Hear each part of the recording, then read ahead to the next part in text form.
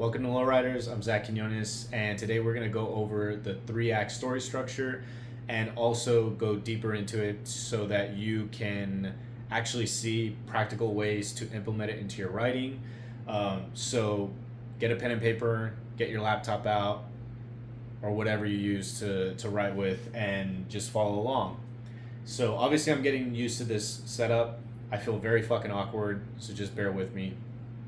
But you can obviously Google 3-act story structure and see a bunch of similar little charts and pictures and descriptions about what each act is. So we're going to go over that so everybody's on the same page. And then we're going to go piece by piece, act by act, and talk about the things that all of these, not just websites, but just the general infrastructure of what a 3-act story expects you to follow for each act. And then we are going to talk about how you can implement that, give some really good examples, and go really like nitty gritty with it. I don't know how long this will be. Could be 30 minutes, could be an hour and a half, but we're going to take our time. So I really want all of you to get as much as you can out of this beyond just what you can Google. That's kind of the point of this. Yeah, I have my notes, obviously, because I want to be as accurate as possible when putting up the 3-act story structure. And I also want to make sure that I don't like ramble too much or go off on tangents and anything like that. It might get that way towards the end, but let's just go ahead and get started here. So obviously, 3-act story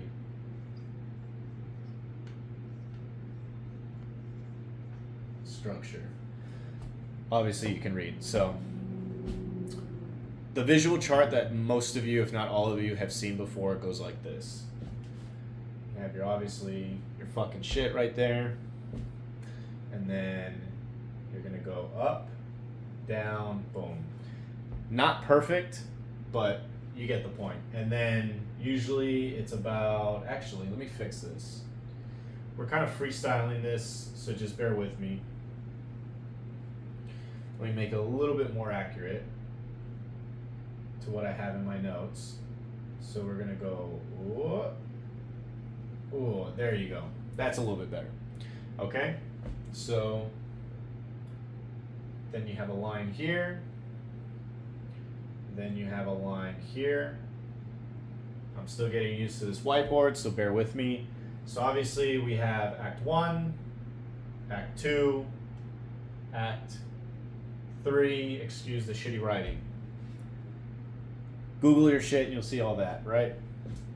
Now, obviously we have our introduction to your story. Sorry I don't sound too exciting right now, but just bear with me. We have some plot points, and let me look at what I got in notes. Some of you may have this in some of your research, which is the midpoint. That's not mandatory, but it, you'll see it in some 3-act story structure stuff. Sometimes you won't. This, I'm just gonna go off the top of my head here. I know I want to be rising action. This would be like the climax, the culmination of things. Falling action or resolution. Terrible handwriting, but it is what it is. And then we have a bunch of little things here that I want to add. This is actually crisis. Then I'm going to add these little triangles here. This one's going to be like a triangle and a dot. It's not a very good look of that, but you get the point. So, and then we got setup, confrontation, and I already wrote this one, resolution, but we're going to just put end or fin if we want to be some fucking pretentious people about this. Okay, messy handwriting, but if you have your laptop or whatever, you can Google this. You can do it on your phone also as well. So basic 3-act story structure, and we're going to focus on screenwriting. Novels, fiction, nonfiction, you can follow this as well. But obviously, novels are a lot more freeform. They can kind of go all over the place. Same thing with nonfiction; they can get very messy and be more like moment by moment. But we're not going to get too far into that because it's focused on screenwriting. So, first act is obviously the intro and the setup. This is where you introduce your characters, maybe some little bit of plot elements here and there. The rising action, once you get to this point, this little dot right here, that's kind of like where your plot kind of is introduced, like the direct actual plot of what this thing is about. Then shortly after that, we end the first act, and then we go into rising action, movement. I always call it like forward movement, and confrontation. Obviously, at midpoint, with a lot of like 3 act story structures, the midpoint is kind of like where there could be a dramatic shift, like a very, very strong dramatic shift. It can get a little bit messy because if you're trying too hard to focus on a midpoint, you can actually like be derailed from your plot, but we'll get into that later. Then eventually you have what they call this as a plot twist. These little triangles are like obstacles, okay? So you have your rising action, obstacle, obstacle, midpoint, and then another obstacle that becomes a twist. That's what, according to a lot of things you look up about the 3 act story structure, that's what they say. Shortly after the twist, you end your second act, and you basically go into your third act with, this is the crisis, what I call also the climax, the culmination of everything. That happens shortly after the end of the second act, according to the chart. And then you have your falling action and resolution, your end in the third act. So you're basically kind of like wrapping things up. Now, one of the things that I've noticed in a lot of these like charts is that this here is usually wider. So the intro and the end tend to be like smaller chunks. Which makes sense because you want the middle of your movie to contain the most. But I'm not sure if that's intentional or anything like that. Whenever I've thought of 3 act story structures, it's always been you just start off even. And as you go through revisions and rewriting, these can fluctuate. Obviously, like, I'm always saying like, there's rules, but there's not really any rules of writing, but there are sort of like rules.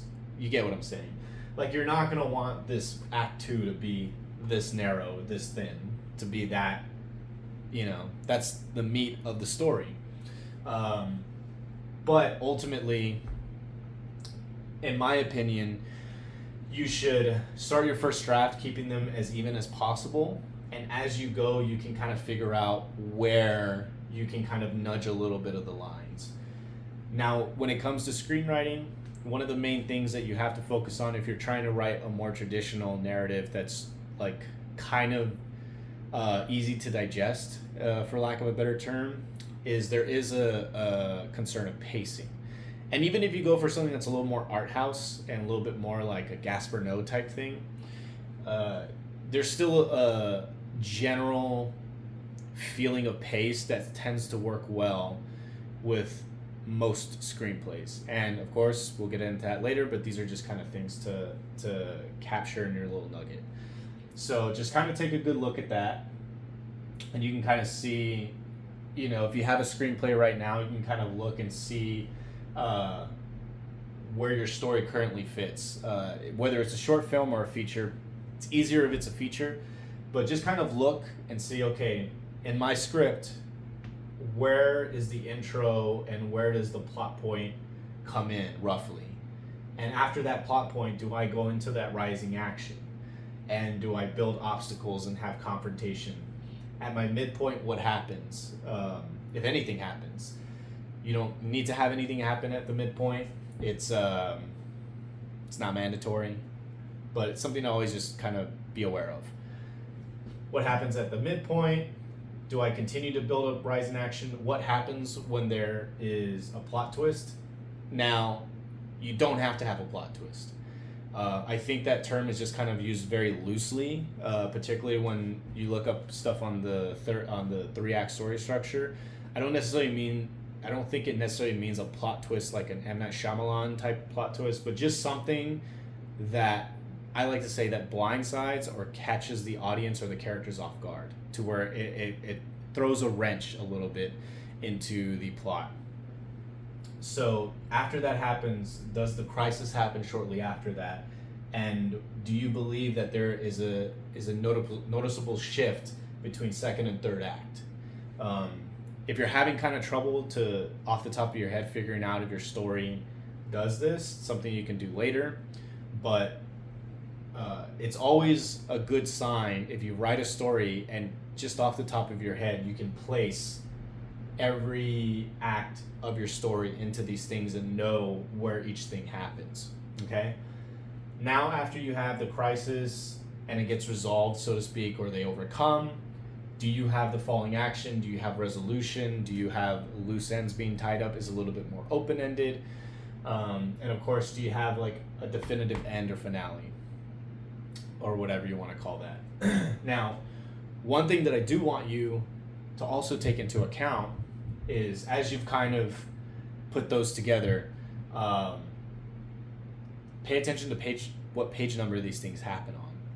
So if you have a 90-page script and there is something that happens at the midpoint, it should probably happen between 40 and 50 pages.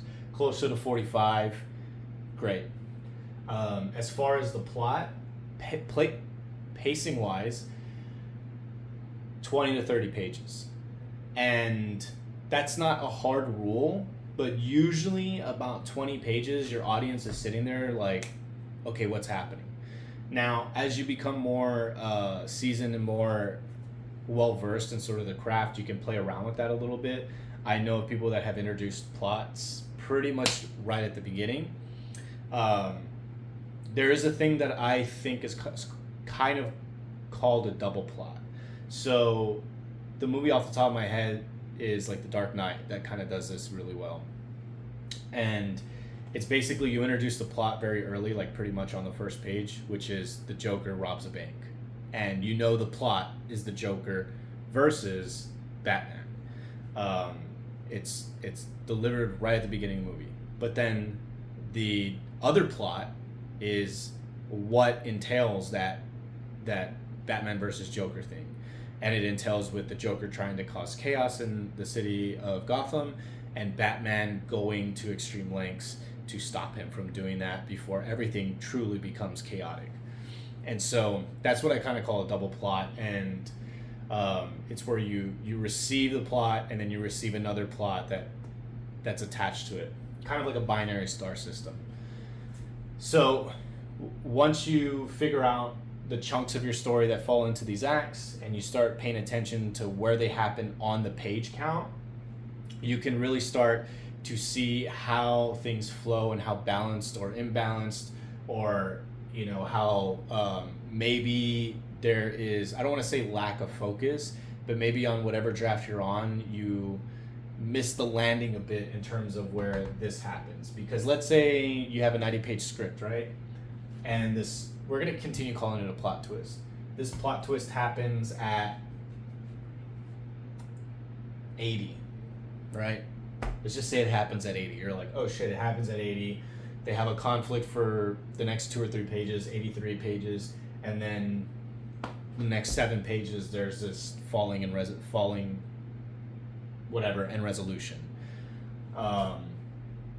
That may make you realize, okay, one, I either need to move this plot twist to happen earlier, like page 70, to allow a lot more for the crisis to actually unfold and unravel in this story, or I need to add a lot more to this crisis and utilize pages 80 through 90 to really let things like unravel and extend the script from 90 pages to like 100 pages or 95 pages or whatever. The other thing that this is not really my criticism, but I think what a lot of people see is that after this, the falling action, after this, people tend to just kind of wrap up things. A mistake I see a lot of people make, and I've made this mistake plenty of times, is after all this happens, this crisis, I basically what do they call it? Not pack it in. I guess that's sort of pack it in. But I stopped writing a story. I basically just, crisis is over, let's just wrap it up. And you have to continue writing. Like, there's still story to be told. One, Star Wars does a good thing of this. It's like you have the whole conflict and crisis happen, but then even after that, there's still a good amount of story that they are telling, whether it's to set up the next episode or really just to continue to add additional layers to characters and more reflection upon what just happened, which I think is another really good thing to add here. Is this in particular, after the crisis, take a moment to allow reflection, like actually reflect, like with the characters, with the world of what has happened, and you know, what you really want to communicate to the audience. I think really, really well balanced and paced screenplays and movies. It's gonna vary. I think off the top of my head, like Blade Runner kind of has like a quick ending. Like you have the moment in Blade Runner where he faces off with the android, and after that, the ending kind of comes relatively quick. But the pacing and everything has been executed very efficiently to where that works. Like you don't really need anything more of that. And also the world building throughout is done very, very consistently. And the message is communicated very, very consistently throughout the story, that when you get to the actual crisis, a lot of the reflection has already happened. So that kind of goes back to what I'm saying, like how you can kind of, once you really get a hold of mastering this sort of very easy to digest type of storytelling, you can kind of start messing around with it and working with it like a silly putty. Okay, so take that in for a little bit, and then now what I'm going to do is I'm going to take each act, and then I'm going to break down what the expectations are on each act, how you can apply them, and then also kind of my own like interpretation of it, and what I think is good, is not good, and what you should really just focus on. So, give me a moment. All right.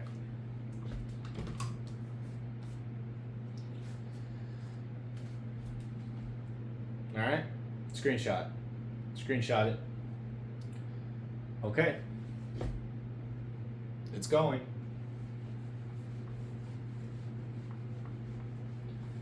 Now, what we're gonna do, and I have my notes here so I can make sure that, you know, I looked up a lot of stuff of different sources and what they thought, so I kind of made a hybrid of all of them. They're all basically saying a lot of the same things. Maybe there's some things worded differently here and there, but all right, so let's do this. So, Act 1, we got the hero. It should be protagonist, but you know, you get the fucking point. Setup, and I added premise, which can be interpreted in many different ways. We're not really meant to, you know what that means. Now, I'm dumb, and I forgot to put what things I added myself, but they're all there.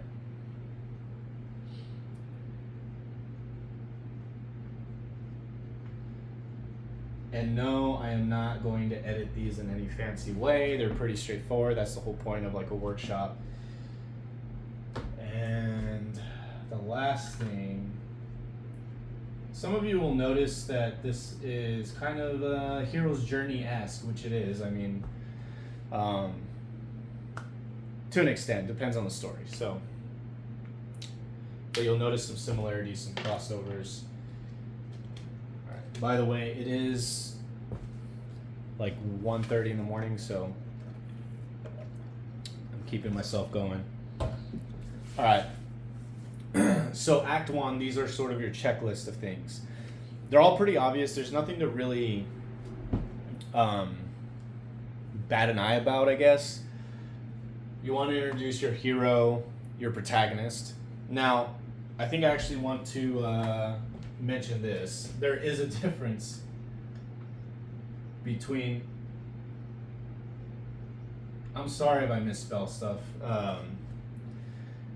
It's whatever. My brain is fried right now. There is a difference between a hero and a protagonist. A hero is distinguished as somebody that is meant to be moralistically in the right and ethical. A protagonist is just the main person in the story, who the story is about. And the movie Nightcrawler with Jake Gyllenhaal, he is the protagonist. You could call him an anti-hero. He's not really an anti-hero, but he's a protagonist. And then the antagonist is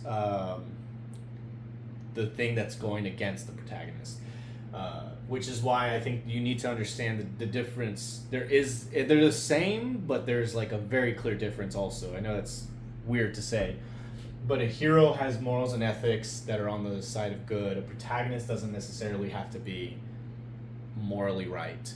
And the antagonist is just the antithesis to that, just like the hero and the villain.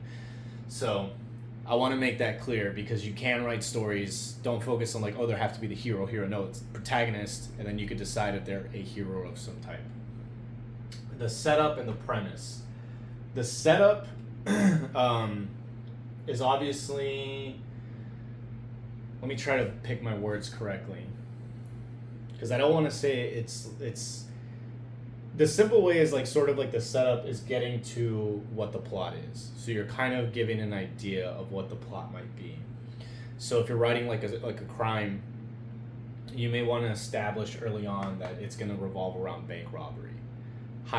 Heat, The Town, those are two good ones that kind of set up sort of the premise. This is a cop film, a crime film where there's bank robberies going on. So you have an idea. The audience said, okay, this is going to be about some bank robbers that are getting chased by the cops.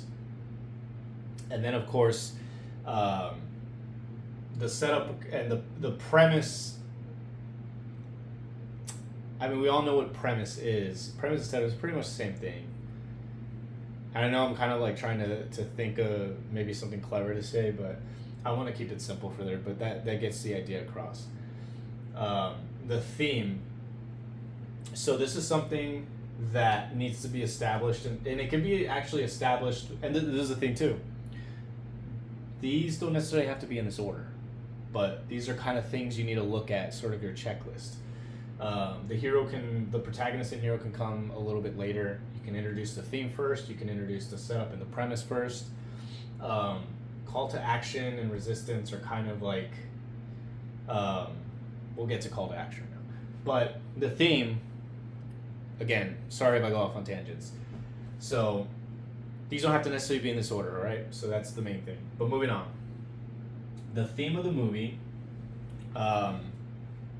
this is something that I think I've talked about before, but Francis Coppola, who obviously did Godfather and Apocalypse Now, he said very adamantly to summarize your movie into a one-word theme and stick to that theme throughout the entirety of the movie. So for example, Apocalypse Now was about morality. That's the theme, morality. Obviously you can have sub themes like anti-war is like a theme of it and all that. Maybe not anti-war, I don't know, who knows. But morality was like a big thing. That was the core theme of it. For The Godfather, it was family. And for another one of his films, The Conversation, it was about privacy. So the theme, you want to really dive deep into like what is the core, like if somebody says what this movie is about, what's the one word that if you told them what it was about, they'd be like, oh, that sounds interesting. And again, it doesn't have to be creative, because like Godfather, what's The Godfather about? It's about family.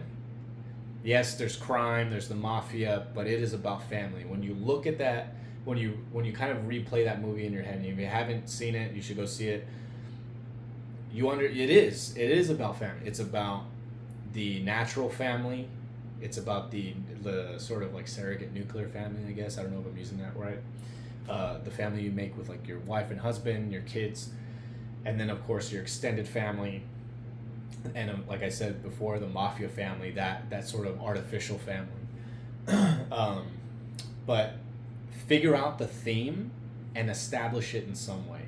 So like with the Godfather, um, actually let's stick with Apocalypse Now. So Apocalypse Now, the theme is morality, and in that movie, basically early on, the Martin Sheen's character is recruited to assassinate a former general or sergeant, whatever Marlon Brando's character was. So it's a more like right off the bat, you are introduced to morality. You're introduced to the theme there. So how you do it can be very clever. It doesn't have to be outright in your face, but it could even be just felt like, ooh, this is a test of morality for this character, because he's essentially being asked to do something very fucking illegal and very covert. That in other words, if like the public found out that he was doing this mission in the military to assassinate a higher ranking official, it would be bad news for him. And of course, with The Godfather, they established the family dynamic very, very early in the film as well. That's, they get that theme across well. So with the theme, one word. So let's kind of make it a little bit, I don't want to say difficult, but like, let's get creative with this. Let's say you're making a movie about your family, like it's loosely based on your family.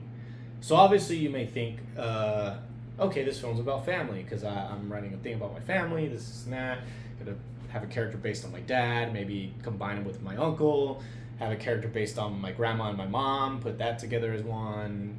Maybe I'll do like combination of myself or direct, whatever. So it's easy for you to be like, oh, it's about family.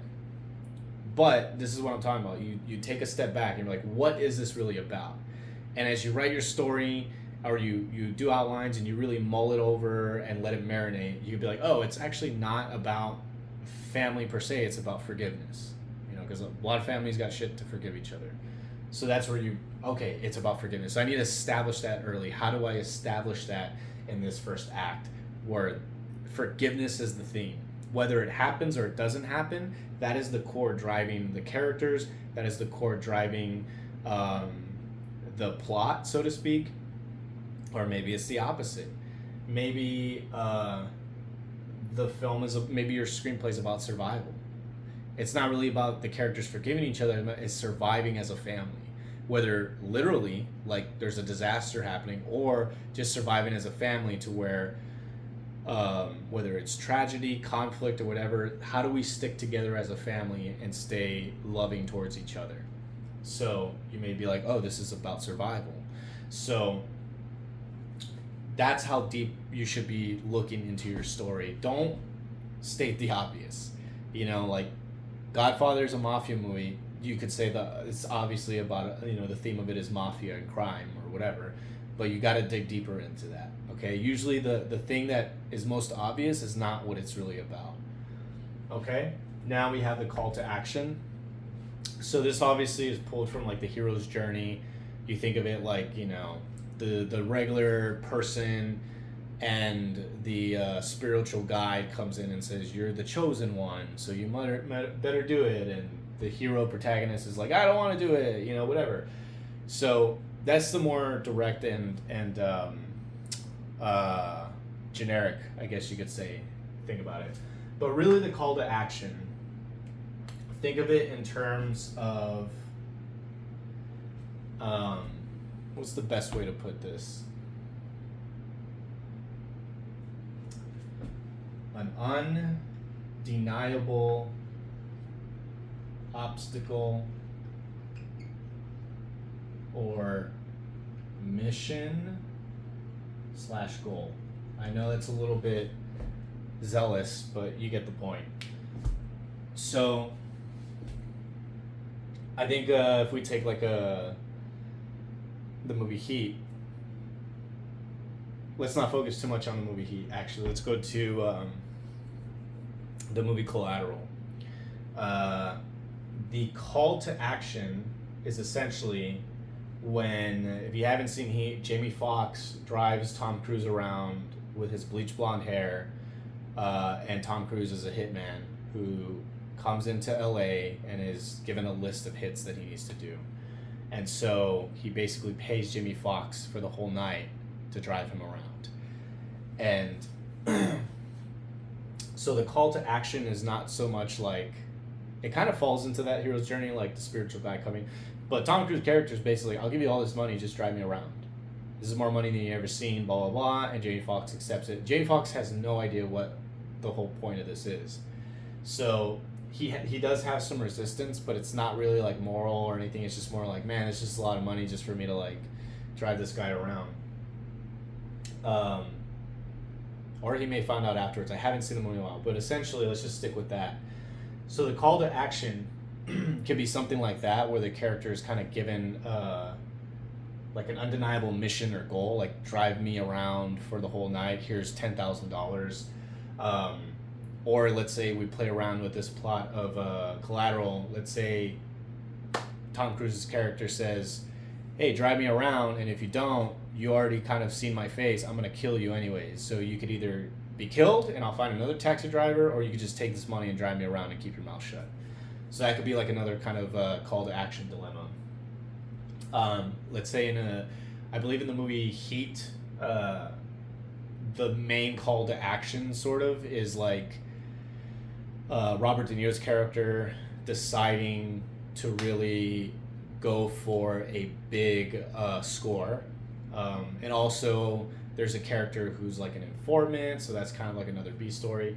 And with that one, Al Pacino's character, who's obviously a detective chasing down Robert De Niro, his call to action is kind of finding out like they're gonna do a big score. We gotta be one step ahead of them and get them on this. With Heat per se, there's no real resistance in that scenario. Like Al Pacino's character and Robert De Niro's character, they take on an undeniable mission and goal, and there's no resistance. They go through it straightforward. And this is kind of going with what I'm talking about. Like, not all of these are going to always apply. You can kind of, when you get really good at all this, you can kind of just play around with it and be a little bit more experimental, so to speak. But if you're looking for something that's more like traditional to the hero's journey, usually the hero, when they get called upon, they're like, I don't want to do it, no. And then eventually they get kind of pushed into doing it because there's like a bigger picture, greater moral type thing to it. Lord of the Rings with Frodo. I haven't seen that movie in years, but I don't think there was much resistance, like actual resistance from Frodo, as much as they're just like, I'm scared to do this, which you can categorize as resistance. But that can actually, having that or not having that can play a big role in the tone of the movie, as in your screenplay and your story as well. So that's something to really take a key part in. This one I'm probably the least on board about, because it's just too obvious. It's like you get a call to action and it's like, oh yeah, let's have the character resist. I think it's kind of pointless sometimes, because it's kind of like they're gonna do it anyways. The audience knows they're gonna do it anyways, unless there's a really good reason, like I'm resisting this because this could ruin my marriage or this could do that, but I guess I kind of have to do it because there's all this other stuff going on. That could be interesting, but for the most part, I'm just like, just call to action and let's just go. That's my preference. But again, kind of stick with the chart and see how you feel about it. Now, this is the other thing we're gonna really break down. If we're talking about Act 1, right? Let's keep it simple at 90 pages. Act 1, let's try to finish it out. Let's look at 90 to 100 pages. Let's give us a little bit more of that. How do we pace this out if we're to kind of implement all these things so that by about 20 to close to 30 pages, this is done? Okay, so let's figure this out.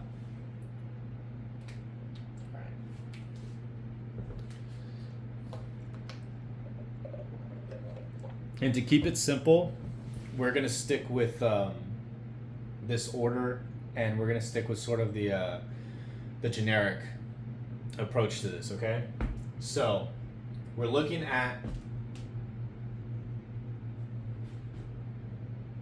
Let's think 25 pages. Right? Sorry, that looks like an S. I'm sorry. Oops. 25 pages, okay? Let's get this, because we want the second act to be the most, the meatiest. If you're a vegetarian, the most green. I don't know. And if you're a vegan, the most tofu, whatever. So we want the second act to really have the most in there. Second act, let's look at like 40 to 45 pages, right? 40 pages maybe. But we'll get there. We'll get there. So the hero and protagonist. Let's introduce the hero and protagonist, right? Let's think of it in terms of, where can I put this? 5 pages. So let's explore 5 pages with your character. Let's see what they do for work. And we're going to keep this kind of on a grounded story. Obviously, if you have fantasy, sci-fi, you can still do this, but let's, just for the sake of easy digestion right here. 5 pages. You introduce the character, obviously the audience sees the character. So that's like the first page. We see them kind of get their day going. We maybe have a couple pages of them at work or their home life. So they interact with a couple other characters. They might be important, they may not be, whatever. Then you may have another page of them sort of after that, where they are kind of outside of what they do for work. So maybe they go to a bar afterwards, or maybe they go home and they live by themselves, and they just whatever. If they have a family, then maybe they go home with family and they have a conversation with their spouse. So that's kind of how you introduce the protagonist. You not only specify like who they are, but also kind of what their daily routine is. And you can also establish what their thoughts are, their thought process, sort of their view of the world. It doesn't have to be super specific, but just, like I said, if you show them at work, do they enjoy their job? Do they have a conversation that kind of dictates their overall personality? Do they get irritated really quick, or are they a pushover? All of that. Office Space does a really good job of this, in my opinion. So you have that for the first 5 pages. Give yourself time. Like, the thing about screenwriting, you're still writing. So you should be more concerned if the page number is smaller than bigger. Because if the page number is really small, it doesn't give you a lot of room to write. We want to write, people. Screenwriting, okay? So you have those 5 pages. Now we can start getting the setup and the premise, okay?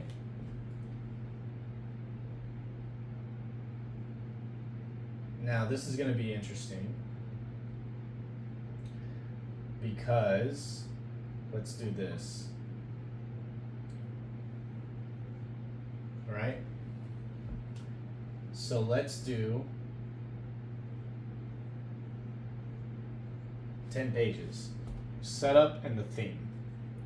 So this is where we're going to establish, again, that one-word theme and the setup and the premise. Setup and premise can also be kind of implemented in terms of, where do I put this? Let's see, where do I put it? I'm going to draw a line here. I don't know if you can read this, but it says some world building. So world building is like, and it doesn't matter if you're sci-fi, fantasy, regular drama, comedy, world building is necessary. For Getting Sarah Marshall, the world building is understanding that the characters are participants and involved in the creative industry. The music industry, the film industry, that's a part of the world building.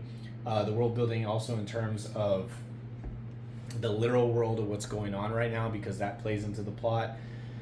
40-Year-Old Virgin, another great movie that kind of builds on the world of like where we're at.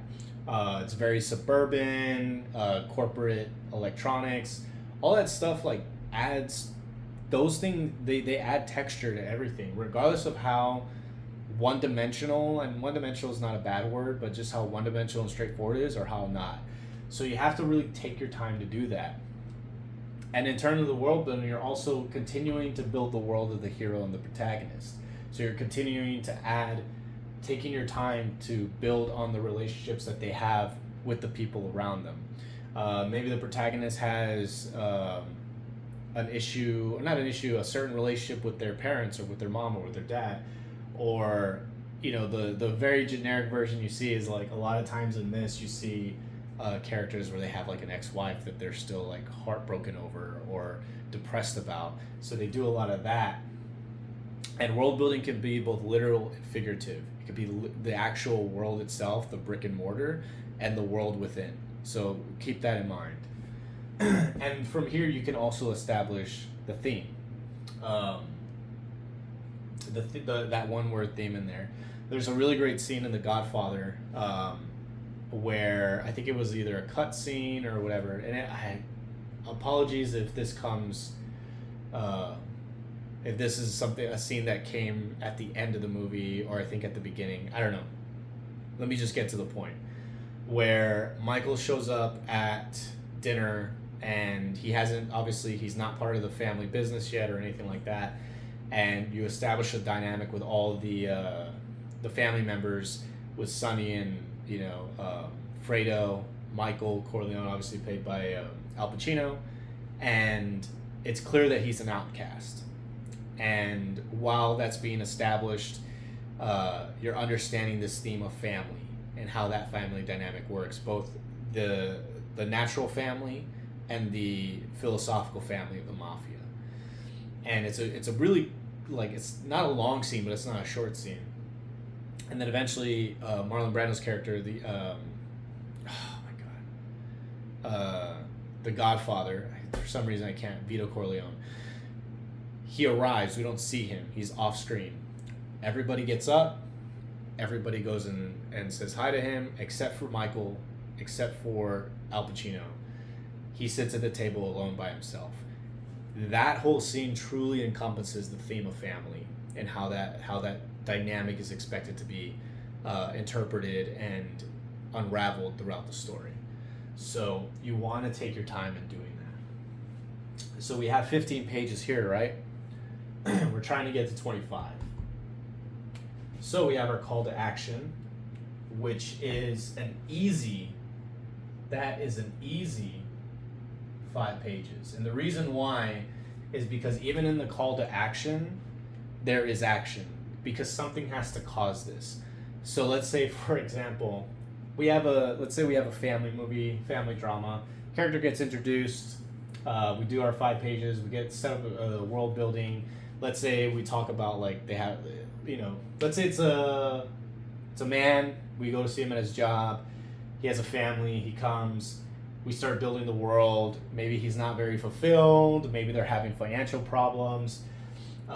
Maybe we see a whole nother aspect of him. Maybe after he gets home and has dinner, he goes out to the bar with some friends and they talk about a thing, and he's like, maybe I should get divorced, blah, blah, blah.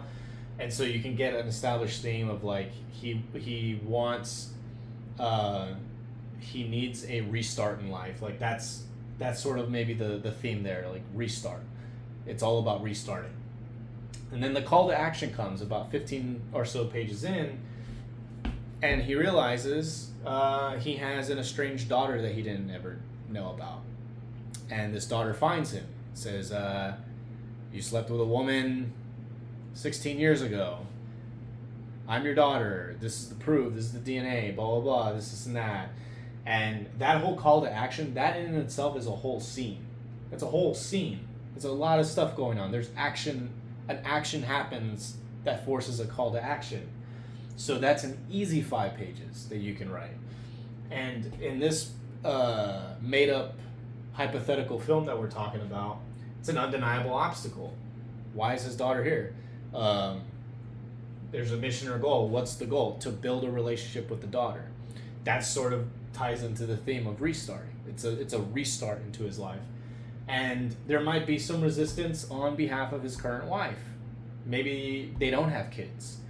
maybe they do have kids and she doesn't think that this is a good idea to introduce it, or maybe because they don't have kids, she feels a bit slighted because it's not her child, and she doesn't want her husband to bond. Maybe she's upset that he has a daughter out of like wedlock or whatever you want to call it.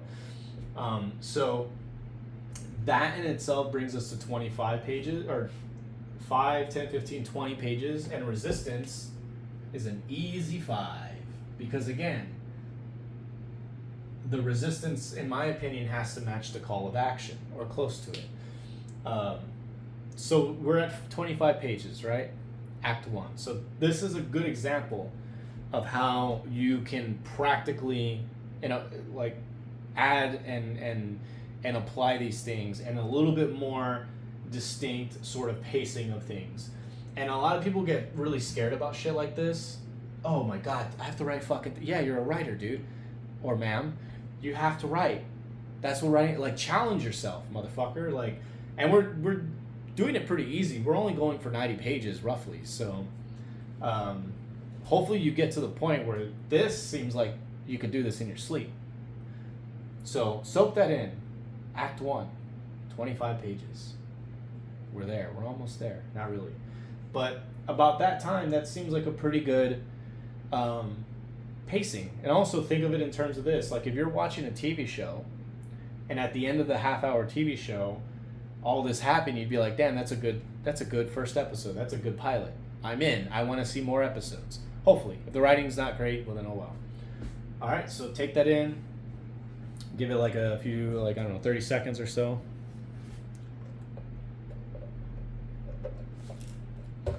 All right, going once, going twice, obviously, screenshot it. By the way, I bought a dog skull.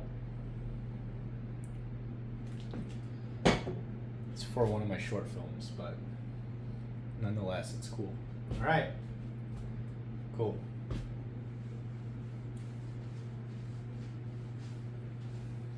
All right. We're getting it.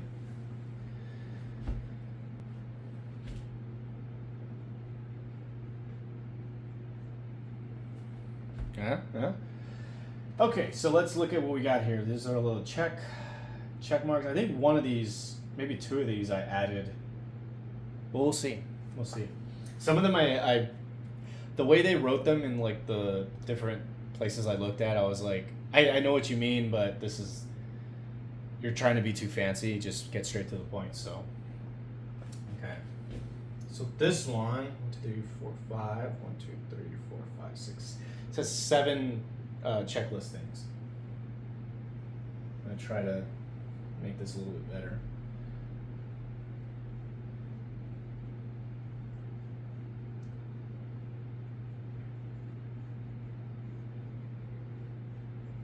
Crossing the threshold.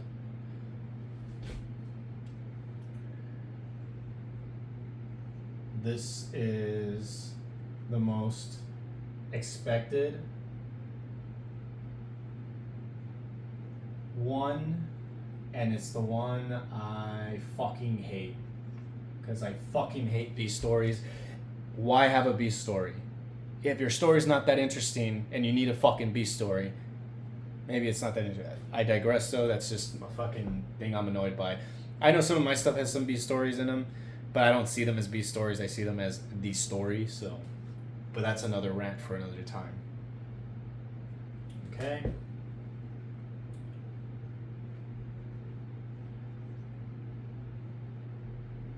I'll be a little fancy here. I know my writing is weird. I mean, it's mostly legible, which is good. And then here's the controversial one.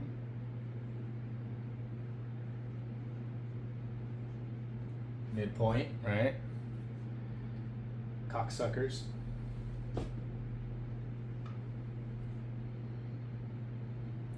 I think this is one that I added. I am almost fairly certain. Or it is one that I wrote to my liking. If I misspell something, I am sorry. Don't sue me. have to paraphrase that a little bit. Dang, this is a lot. But actually, so this is going to be an interesting one. Or it's not really that interesting. It's pretty,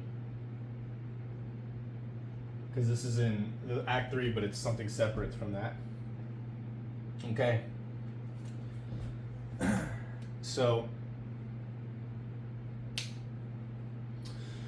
Act 2. All right. Crossing the threshold. That's when basically the character, we had resistance on the last one. It's like, oh, let's do it. Let's take the ring, Sam, and let's go to fucking whatever, Sauron. That's the act of that. And that in itself is kind of like, it could be really quick and to the point, or you can kind of draw it out. You know? B story and B character. I mean, this is sort of like one of those things that I don't like the idea of a B story. I feel like everything, if it's in the story, then it's just part of the main story. And I think when people come to this, they already have like a really good and interesting story, and then they wedge a B story in there, and it takes away from the thing that's most interesting. Or what ends up happening is, this is the worst case scenario, is the B story becomes more interesting than the main story. So, fuck that. Let's not worry about that. I think as a beginning writer, just focus on your story. And I know a lot of people may disagree with that because whatever, they're a little bit conditioned to think the B story matters. But I also think B story stuff just should happen naturally.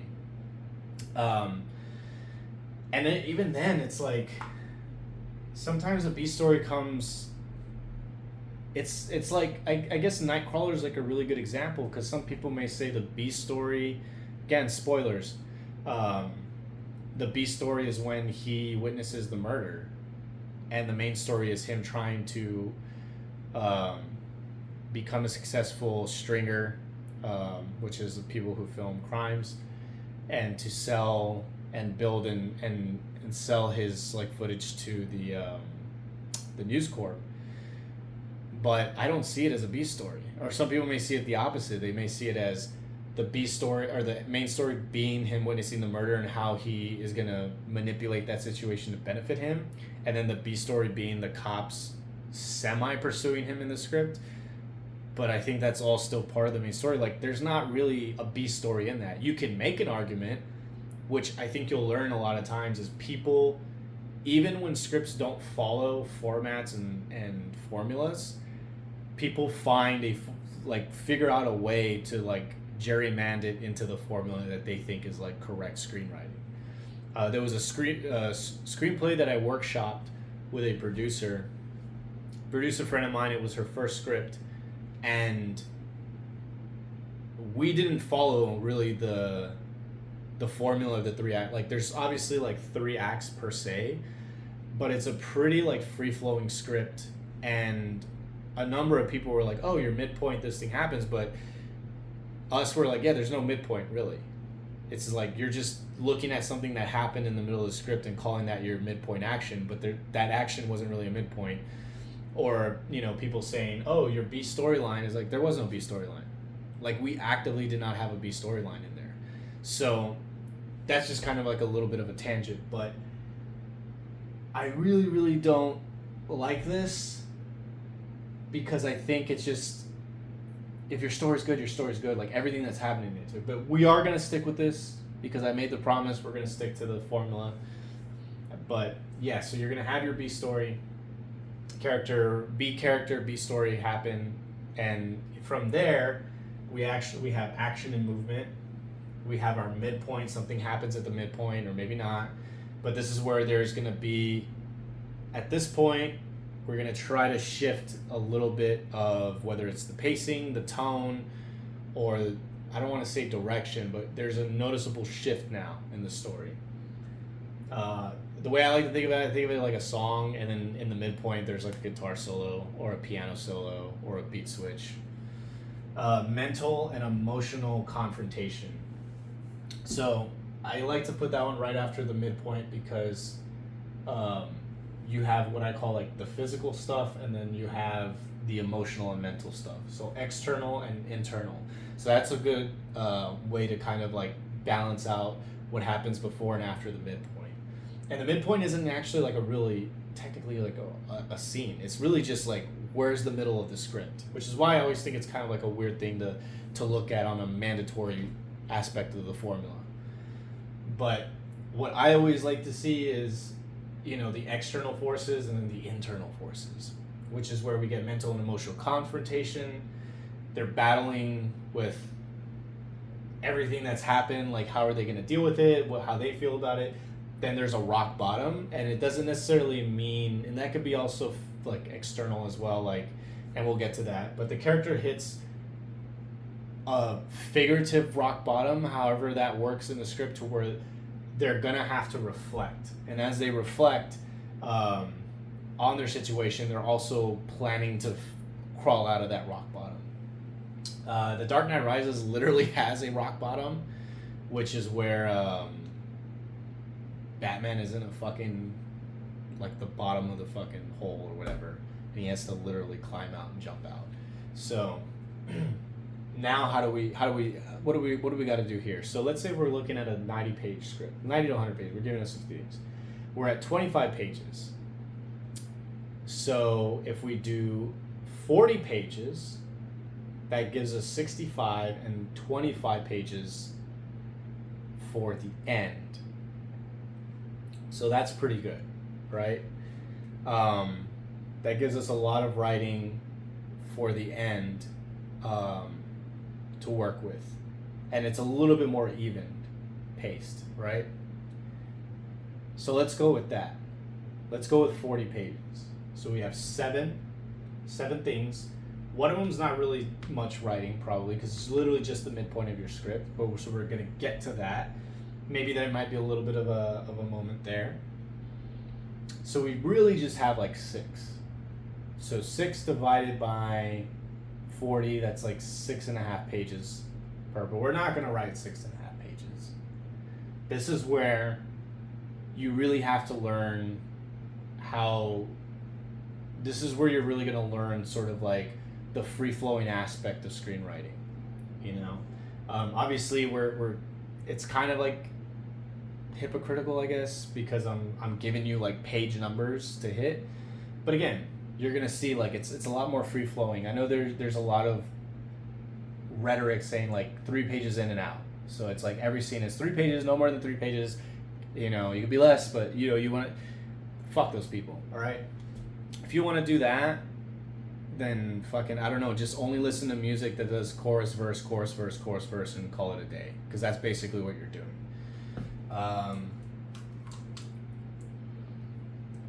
Drink some water too. So let's look at this. Crossing into the threshold. So we had a resistance at that point.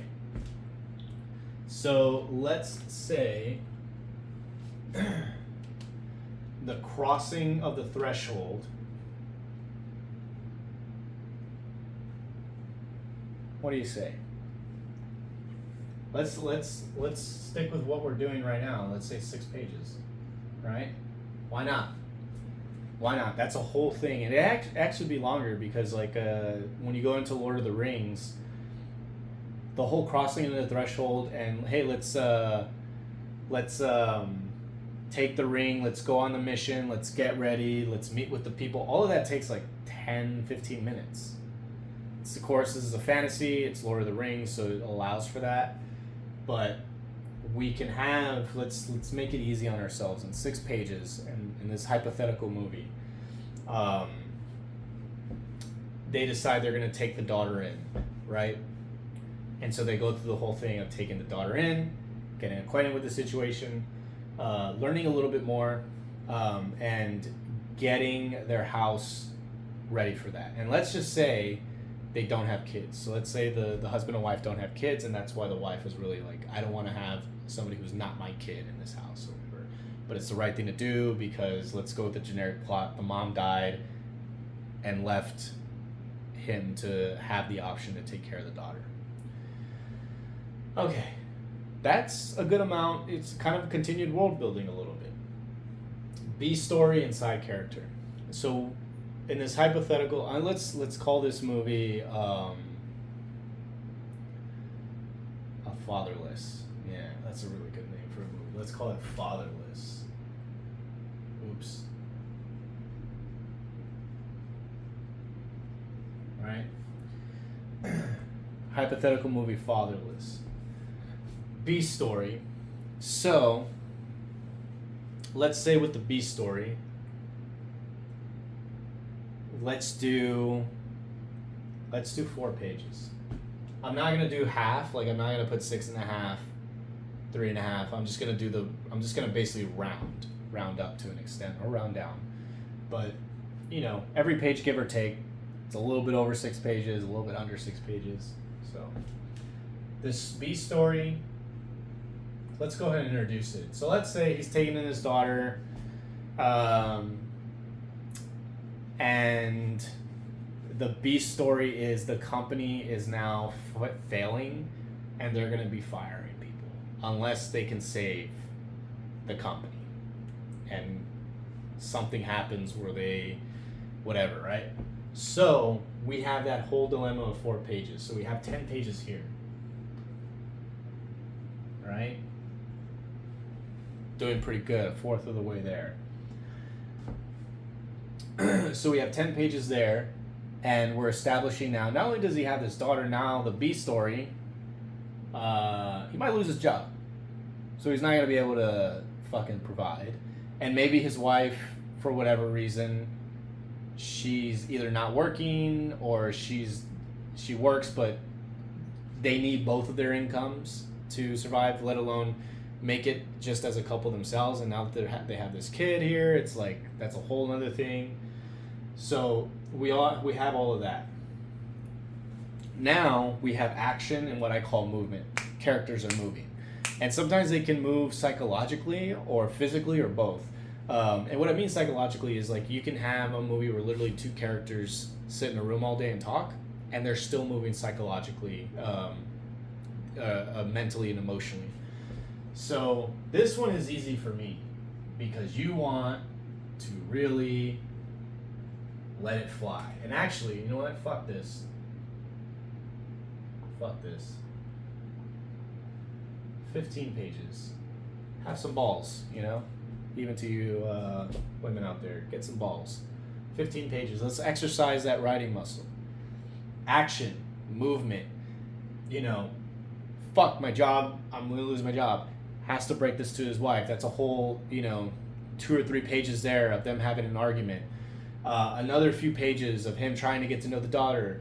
Another few pages of the daughter and the wife trying to get, and then another page of few pages of all 3 of them trying to get together, and then maybe another few pages of them like dealing with the situation. Maybe him being back at work and like, okay, how do we save this company? Like, what do we do? Like, how do we keep from he's seen coworkers like get fired and leaving with like the generic stuff in their box. That's a whole thing right there. 15 pages should be easy. It should be easy. That's 25 pages we're at now. So technically all we need is 15 more pages. And we got 3 things here. So we're probably gonna be well over that 40, but we're gonna make it easy again and keep it at 90 to 100. So now we are at 25 pages. Right? Beautiful. We have the midpoint, okay? Let's say something can happen at this midpoint. Let's throw a wrench. He gets fired. Oops.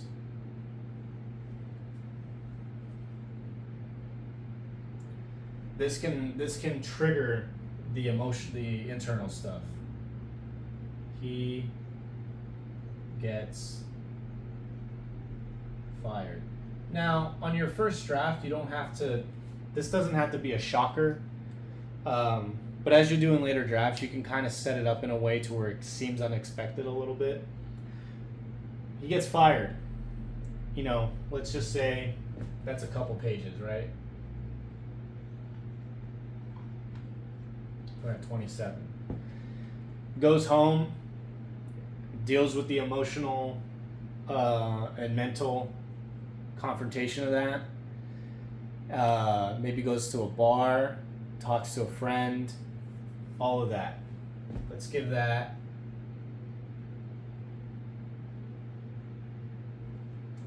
3 pages. So we're at 30 now. So this is 5 pages.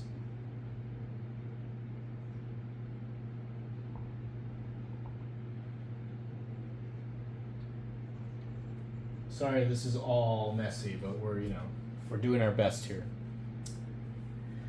Rock bottom. So what happens? As a result of this, what's sort of the cause and effect? Now the cause is obviously, now rock bottom, you could be literal and be like, his wife left him. The daughter hates him for some reason. Maybe something happens with them during the action and movement part that were there, whatever. Or maybe the daughter finds an old letter that the woman, her mother, had sent our protagonist trying to get a hold of him, and she realizes that he adamantly ignored those letters and he could have been part of her life.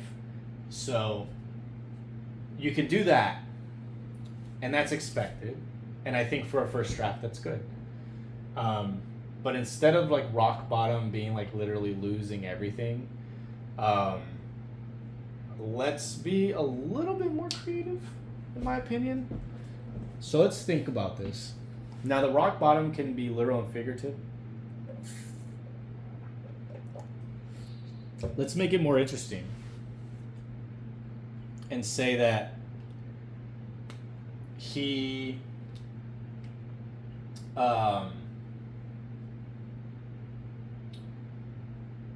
they're gonna lose their place. They don't have enough money. Let's say they live in a house that they bought or whatever, and they're just not gonna be able to do it. And let's say, from a rock bottom standpoint, lose the house. And let's say they've been bonding, him and the daughter, and he just can't take care of her anymore. She's just gonna have to go live with Lou's daughter. And maybe there's a conflict there where the daughter's like, I don't want to live with my mom's family because they're awful people. And we get to know a little bit more about that. And the wife stays. They're a strong, they have their problems, but she generally loves him. So that rock bottom allows him to see the love of his wife. And this is why I say be more creative, because it doesn't have to be fully depressing. They could have a moment together where it's like, no, she's in this till the end, basically. So that's a good 7 pages. You wanna, as one friend of mine who I did a workshop for his script, and I consider him a friend now, a writer friend. He says, like, make a meal out of it. So that's 7 pages. So we're at 37 pages now, which leaves us for reflection 40 pages, right? Now the reflection is maybe him seeking out a moment with his daughter. 3 pages of them having a family moment and him reflecting and being like, okay, like, we're fucked, but we have a family. Like, this is our restart. Again, you can kind of reestablish the theme there again. I think that's a really good point, actually, now that I think about it. It's kind of weird when I say stuff like that, because I work on so many screenplays with other writers, and I've written so many screenplays myself, and I've worked on stuff I've been hired for, been fired from, whatever, that it seems so obvious to me in the moment, but like actually standing back and having to like teach this stuff, so to speak. I don't want to say I'm like teaching anything that anybody else can like look up. It's like, oh wow, like yeah, that's, of course that makes sense. So this reflection can also be a reestablishing of theme. And let's just put theme. So reestablishing of theme. Okay? So 40 pages were a total of 65. 65 total of our hypothetical film Fatherless. All right? And I know this is super late, but you know, if you're not a dude, you can switch that out for anything. Motherless, sisterless, brotherless, whatever. Just to make it more relatable. Okay, take that in. Take that in. Going once. Going twice. What are we at? Hour 12. Cool. Or ish. Somewhere around there. All right. Screenshot. Now we get to the final 25 pages of your script. First draft, 90 pages. Keep it easy and simple. Ideally, if you can master 90 pages, it'll be easier to master 100, 120, and then from there you can start being a real pretentious prick like myself and write 160-page scripts that no one wants to read and no one will buy. But at the very least, you'll be able to write a killer 90-page script. That was a joke, by the way. I haven't sold anything, but I've gotten close, so I'm not entirely terrible. All right, so Act 3. Act 3. This one is simple, and this is what I don't like about it, is a lot of people always say this, my third act just kind of fizzles out. Yeah, it does. Because I even think as long as this 3-act structure has been around since like the beginning of fucking time, the fact that they haven't beefed up the final act really upsets me. So there's 3 bullet points here. I call this one, this is the way I labeled it. Final battle. Right? I think I labeled all of these. These kind of, I don't like these. At the time that I changed this to what these are, I thought they were cool, but I actually do not like this. So we'll kind of do, but you understand it. So final battle, aftermath, bow tie. You know, little present wrapper, right? So the final battle, obviously I was thinking in terms of like the hero's journey or like Star Wars, but it really is a battle. Like, what's the battle happening? So with our hypothetical film with Fatherless, the final battle is, okay, I've reflected, it's clear my wife, regardless of how much of a failure I am, she's stand by me because she genuinely loves me. I'm building this thing with my daughter, and I now need to get out of this rock bottom. My final battle is getting a new job or going back to my original job and figuring out a way in it to save it. And this is where also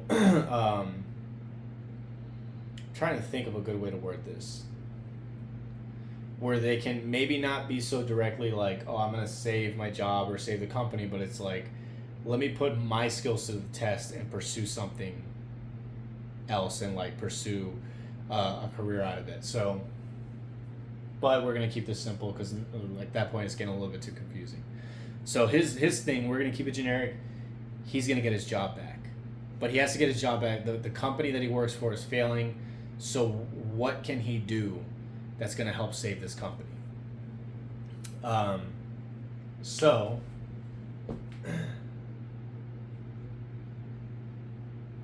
he solves companies' financial problem. I know that is weak, but we're trying to get to the end, right? But this is the thing too, is where Act 3, you know, the crisis comes like right after Act 2, and it starts on Act 3. I'll kind of put this up here again. Right? See the crisis right there?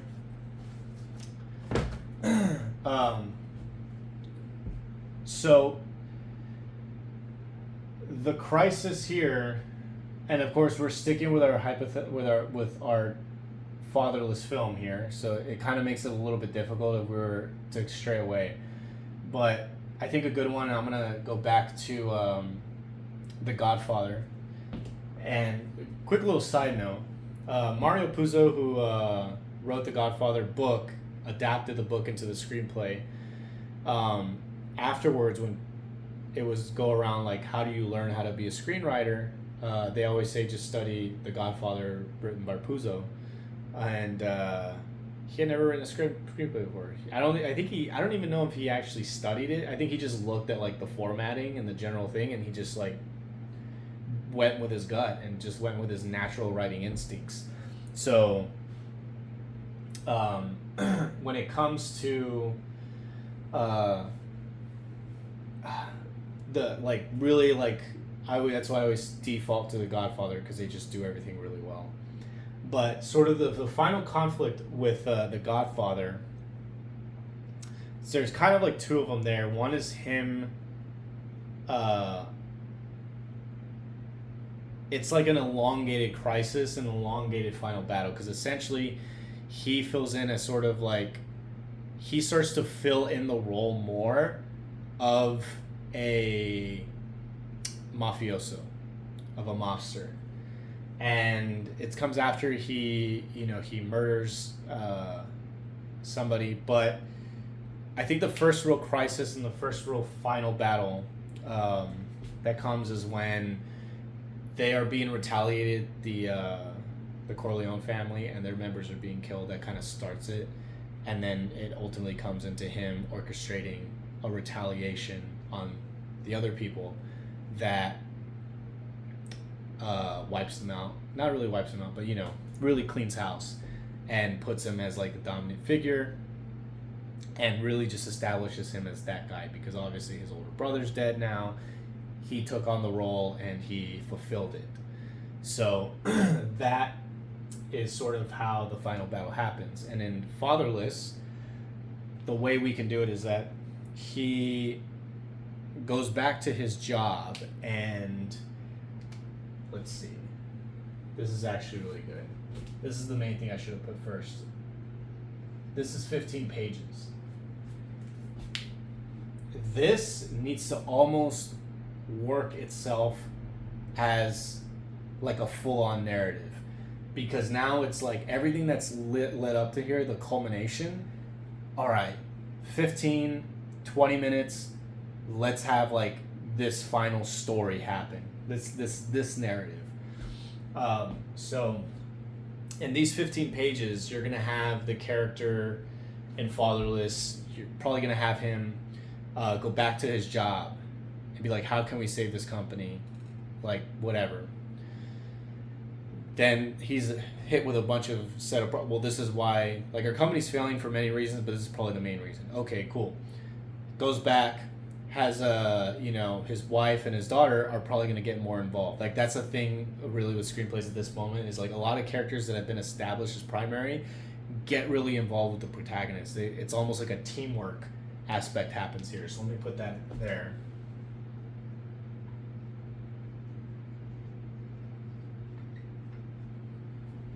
So his daughter and his wife get involved, and they're helping him any way he can, not only to help save this company, but so that he can get his job back. For whatever reason, as with most movies, it's like some people are like, oh, he should get another job, but it's like there are reasons probably why he can't get another job, or why he needs to have this job. So you have that. Then you have the moment where they have a head-to-head with the actual problem. So the problem that has caused the company to fail, him and his family basically have it out with it. Let's see if their plan actually defeats the cause of what's happening. And I know this is super unexciting. Okay, I get it. But just, I think all of you understand what's happening here. Then at some point, there's maybe a failure. It doesn't work out quite as well, and so they have to improvise. Let's do confront what I just said. Confront the. I'm gonna put villain, even if the villain is not a person, but if it's just whatever. And then it doesn't quite work out, so there's improvise. They have to improvise.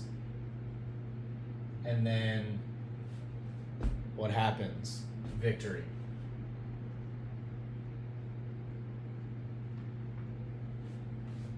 This, although it happens over like way more pages than this, Avengers Endgame. You know, teamwork to meet Thanos. They confront him and they fight. They have the whole fight scene. They need to get the Infinity Gauntlet. Their plans don't really work, so there's an improvise when Iron Man uses a gadget from his suit to steal it, snaps, victory. Thanos is gone. So that's another good reference point to see how this, and that whole thing is like, I think it's like 30 or 40 pages. So, but obviously there's a lot of fighting and everything like that. But with our little film here, basically follows the same things when it comes to the final battle, and he's going to solve the company's finances. There's teamwork involved. They confront the villain, which is like, it could be the economy, like in this, or maybe there's another company trying to buy them out, or maybe his company works in some sort of like a particular industry where their investors are pulling out because they haven't brought anything new to the industry. So it's like he's like, oh, we're gonna reinvent this company so that it could do whatever. And then it doesn't quite work, and so they improvise or whatever. Or it could be something like they're gonna present this thing to the board members and he loses his files, so he has to go off the fly and pitch it without his files or whatever. I know it's super unexciting, but we get it. And then he convinces them or whatever. But it all follows kind of the same formula. Teamwork, confront villain, improvise, victory. James Bond, this happens.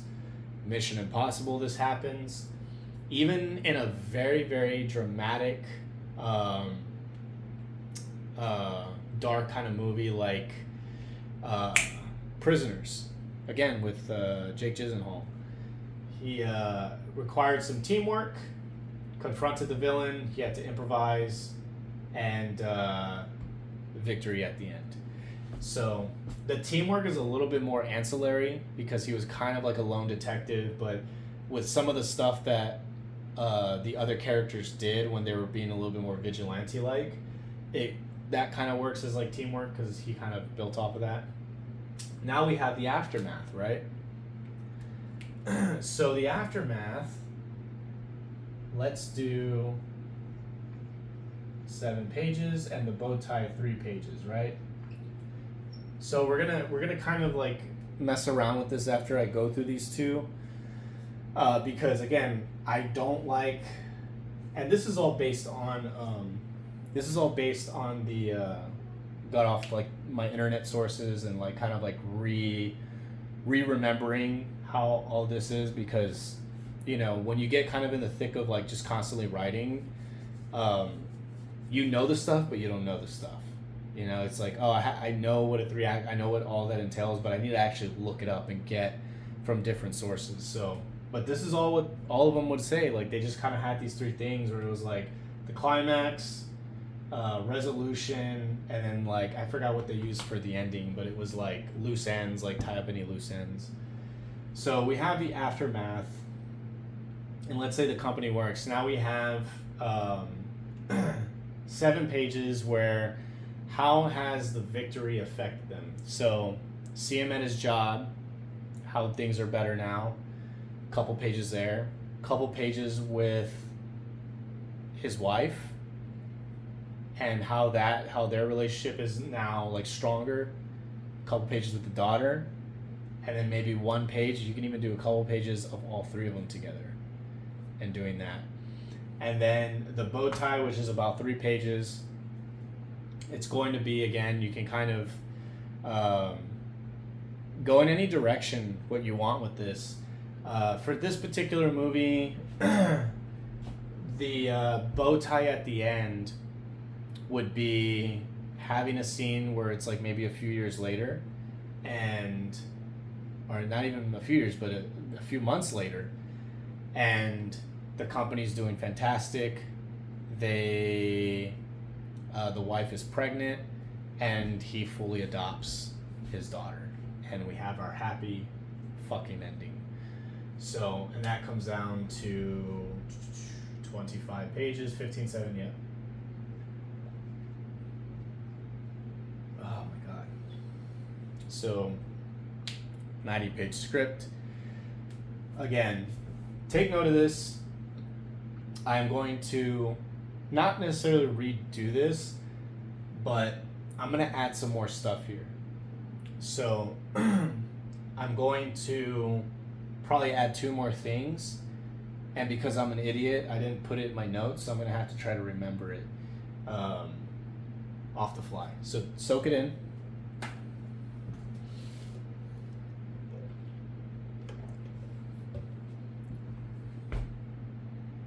You got it? All right, 3, 2, 1. We're done with this, but we're staying on the 3rd act, Act 3, and I am just gonna. So this is actually relatively gonna stay the same, and that's kind of what I'm adding, but whatever. But I'm just gonna be a little bit more concise here, and don't worry about pages. Stick with what the general consensus is of how the Act 3 should be, but. This is mine. So we have the reflection. Then what I do to break it down better, oh my, I'm sorry if I misspelled stuff. It's late, whatever. So preparation, strategy. What are our characters going to do now that they've reflected, they've hit rock bottom? What's the plan? How do we do it? And you don't have to necessarily explain the plan. It could be this depends on your story and your narrative and all of that. Some screenplays, it's necessary to just lay out the plan. It's like, this is what we have to do, or have that dialogue between characters where they have their disagreements and agreements, and they decide, okay, this is what we're gonna do. You don't have to lay out every single plan. Like Inception, they basically say, we have to break into this facility, and we need to come up with distractions here, and then we need to plant a false memory. Like, that's kind of the general gist of it. And then they kind of show them preparing for it and practicing. And then, eventually what happens is action. Now, when I say action, I don't mean a series of action, but the literal, now we're going. So, in Inception, it's we're taking off on the plane, and we are going into our sleep state, and then we're going into Inception. It's a few pages there. For the movie Heat, the action is literally them going to rob and doing the robbery. Okay? Now, within this action, what's the term I want to use?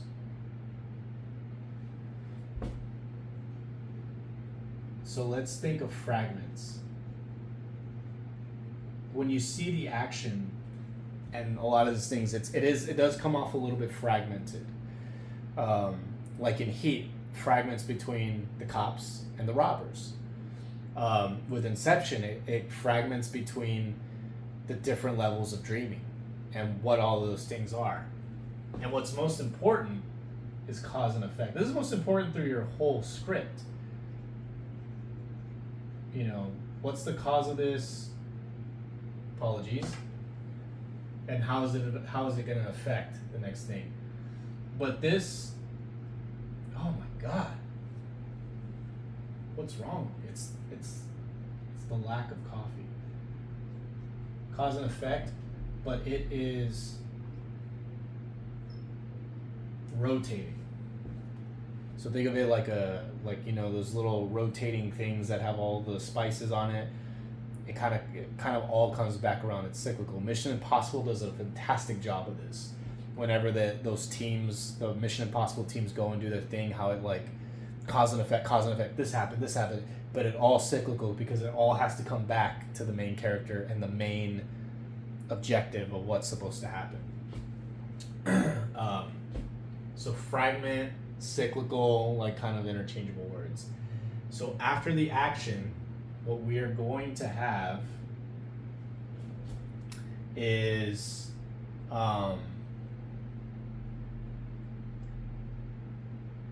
what's the right word to use this as? The improvise, yeah. There's a need to improvise. Let's keep with what works. Now, this could be a plot twist. This can be just a wrench being thrown, but there is a need to improvise. And then after the improvisation, instead of going straight to victory, I always say there's a standstill. So this standstill means that technically victory is kind of in the hands, but it can go either way. So like an example with our movie, let's say the character goes to the board members and be like, hey, this is what we're going to do with the company. This is how we're going to save it. This is whatever.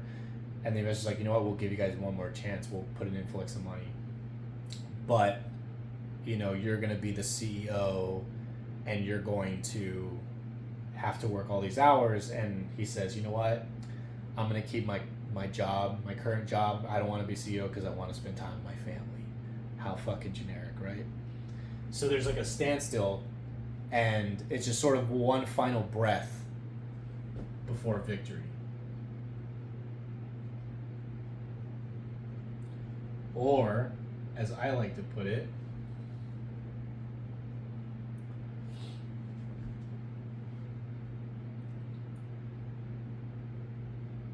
sorry.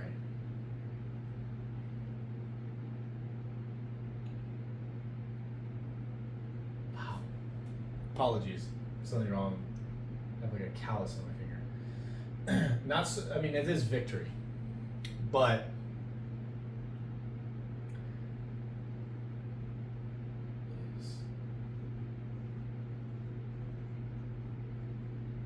the summit.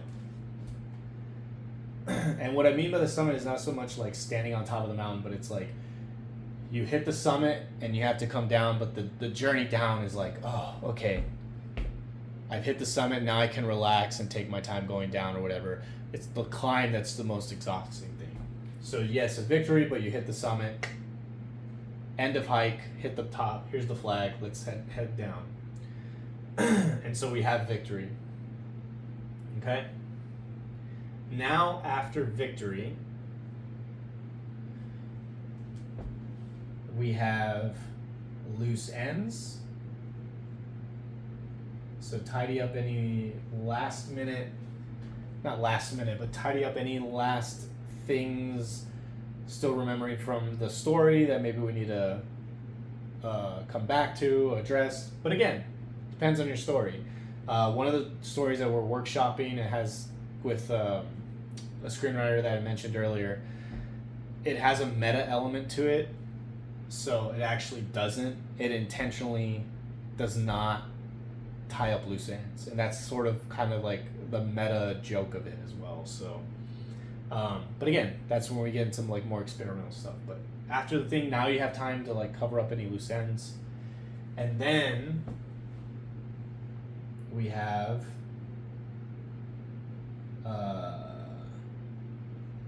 revisit the theme, the premise, and the plot.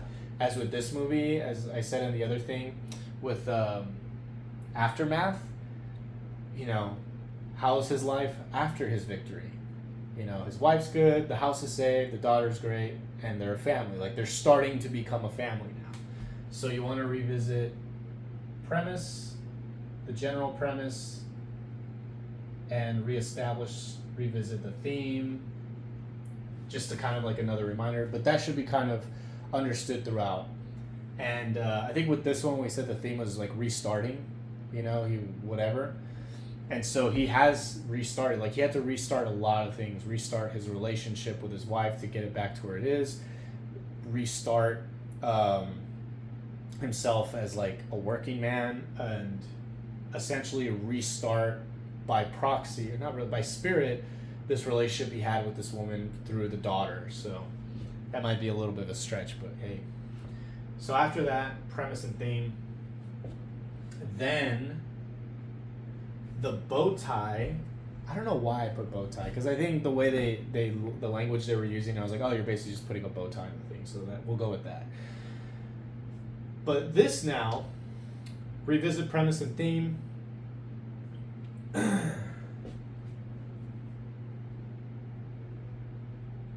This may be a little bit like grandiose, but it's really not. New world. They're in a new world now. So much has happened. They should be in a new world. Positive or negative. Nightcrawler. Now with Nightcrawler, preparation and strategy, he put into action a play to capture footage that would catapult him into like the stratosphere of like stringers. He had to improvise. There was a standstill after he got that footage, and then when he sold the footage, he had the victory in the summit. There were some loose ends, I think, kind of mixed in there with the cops coming after him and questioning him. And then, of course, the revisit the premise and the theme kind of happens, but it kind of overlaps with the victory and summit. But at the very end, it ends with like a new world. It ends months later, and he has a full-fledged company, has employees, and is at the top of the game. Like, it's a new world. Like, at the end of pretty much every movie, you can sense that there is a new world that they are partaking in. They've spent the majority of the movie learning this world, but now they're in it. Some movies don't have that, and that's fine, because it doesn't serve the purpose of the film. So, but that's sort of the thing that I always kind of look to, like, what's the new world they're in? So that is my more like distinct version of an Act 3. And it gives you a lot more options in terms of fluidity, in terms of like what to dedicate time and page count to, which I also think makes the third act a lot more, a lot beefier in terms of like content. I hate using the word content, but content within the film. It's not going to be just, Act 1's this like 20-25 page thing, and then you have all this stuff happen in the second act, and then the third act just kind of rushes through, because that's a big thing that a lot of people hear in terms of feedback. It's like, oh, it kind of falters the third act. It felt kind of rushed, the third act. Yeah, the third act, there's still a lot that needs to happen. It's not just, resolution and falling action. And I think that's sort of one of the flaws of this 3-act story structure. And I don't think it's the story structure in general. I think it's how people interpret it. And I think the mainstream and the common way of interpreting it is that that's how it's supposed to be formatted. And a lot of people don't believe this Act 3 can be as complex and full as Act 2. And Act 1 can be as well. I mean, it really, if you're writing a 180-page script, Act 1, I wouldn't say have your, plot point come at page 60, but you might be able to get away with 30 pages in, 35, just depending on how interesting and well executed not only the writing is and the narrative in general, but just, from a director standpoint, how well they can make that that interesting to pull out, wait a little bit on the plot. But I always say, plot early on is better, just in general, because you don't want people sitting around wondering what is this movie about for too long, because at the end of the day you do want to entertain.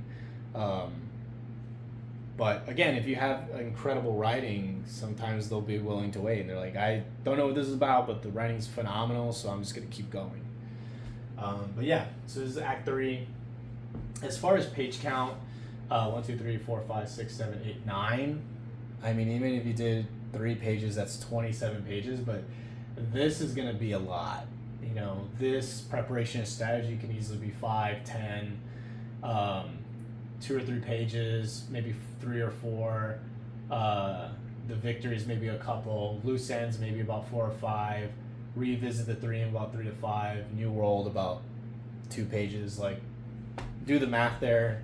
It's a pretty chunky spot, or pretty chunky section of the narrative. This Act 3. But yeah, so that's the 3-act story structure. A little bit over an hour and a half, it looks like. Yeah, thanks for listening. There's going to be more of these whiteboard workshops. And again, studio stuff will come and go as I have more time for them. But these are the easier things to do. Easy setup. Yeah, thank you all for tuning in. Hopefully I didn't bore you so much. And if you have any questions, leave a comment, subscribe, follow our Instagram, follow our TikTok, and I'll see you next time.